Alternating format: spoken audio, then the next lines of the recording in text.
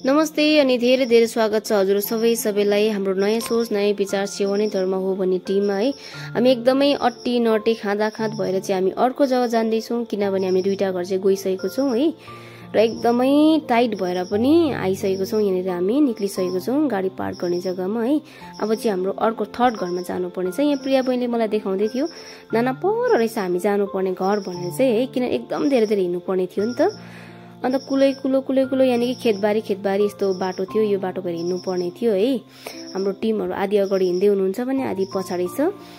यहाँ चाहिँ हामी किन जाँदैछौँ अब यो थर्ड घरमा भने चाहिँ यो घरमा चाहिँ एउटा नानी हुनुहुन्छ जो चाहिँ जन्मदेखि लगेर अहिले 9 वर्ष भइसकेको छ उहाँको एज चाहिँ, र स्टिल पनि उहाँ हिँड्नु ओर्नु सक्नुहुन्न। एकदमै अब के भन्नु छ भन्दा छ है, छैन भन्दा पनि छ भन्दा पनि छैन, यानि कि जिउँदो लास जस्तो भएर उहाँले आफ्नो जिन्दगी बिताइराख्नु भएको छ। देख्नु सक्नुहुन्छ उहाँ नानी चाहिँ यो जुन चाहिँ देखिरहनु भएको छ उहाँ नै हुनुहुन्छ। 9 वर्षको नानी भन्दै हुनुहुन्छ, तर उहाँको क्यारेक्टर हेर्दाखेरि चाहिँ तपाईँको 1.5-2 वर्षको जस्तो मात्रै रहेको छ है।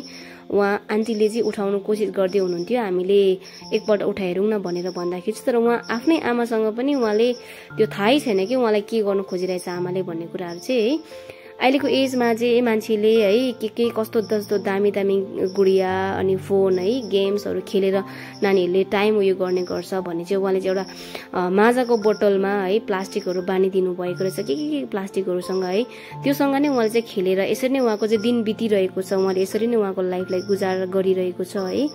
अन्त उहाँको घरको स्थिति देख्नु सक्नुहुन्छ है, एकदमै यस्तो खालको, किनभने चाहिँ उहाँ चाहिँ सिङ्गल मदर हुनुहुन्छ, उहाँको हस्बेन्ड हुनुहुन्न, त्यो नानीको चाहिँ बाबा हुनुहुन्न है।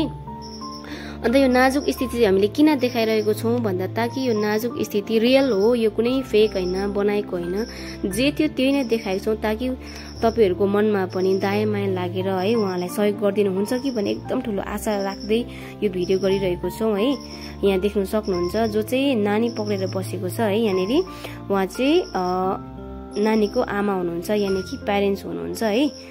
देख्नु सक्नुहुन्छ यहाँनिर हाम्रो टिमहरू चाहिँ हेल्प गरेर चाहिँ अब हामी फर्किनु लागेको छौँ। र यो भिडियो छोडेको कारण चाहिँ हजुरहरूले पनि हामी जस्तै कतै हजुरहरूको मनमा पनि दायाँ माया छ कि भन्ने कुराले गर्दा भिडियो गरिरहेको छौँ। र यदि हजुरहरूले हेल्प गर्नु चाहनुहुन्छ भने चाहिँ माथि दिएको कन्ट्याक्ट नम्बरमा कल गरेर यानि कि मेसेज गरेर है हाम्रो थ्रुबाट पनि हजुरलाई सहयोग गर्न सक्नुहुन्छ, किनभने उहाँहरूको खासै डिटेल्सहरू राम्रो नभएकोले गर्दा कन्ट्याक्ट नहुनु सक्दाखेरि चाहिँ हाम्रो डिटेल्स छोडेको छौँ।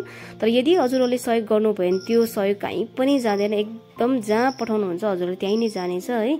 र हाम्रो टिमहरूले चाहिँ सहयोग गरेर हामी फर्किनु लागेको छौँ, र प्लिज हजुरहरूले पनि सहयोग गरिदिनु।